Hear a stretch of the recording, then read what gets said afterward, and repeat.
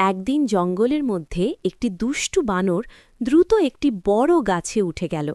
তার হাতে ছিল একটা ধারালো করাত। নিচে থেকে একটা বাঘ বানরটাকে দেখে ভাবল, আজ তো ভালোই খাবার পাওয়া গেছে। তাই বাঘটাও ধীরে ধীরে আরেকটা ডাল ধরে গাছে উঠতে শুরু করল। বানর সবকিছু দেখছিল, কিন্তু কিছু বলছিল না। বাঘ যখন বানরের কাছাকাছি ডালে পৌঁছে গেল, তখন বানরটা চুপচাপ তার করাত বের করল।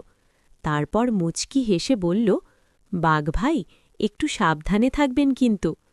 বাঘ কিছু বুঝে ওঠার আগেই চররররররর বানর করাত দিয়ে সেই ডালটাই কাটতে শুরু করল যেটার উপর বাঘ দাঁড়িয়েছিল। কিছুক্ষণের মধ্যেই ডাল ভেঙে গেল আর বাঘ ধপাস করে নিচে পড়ে গেল।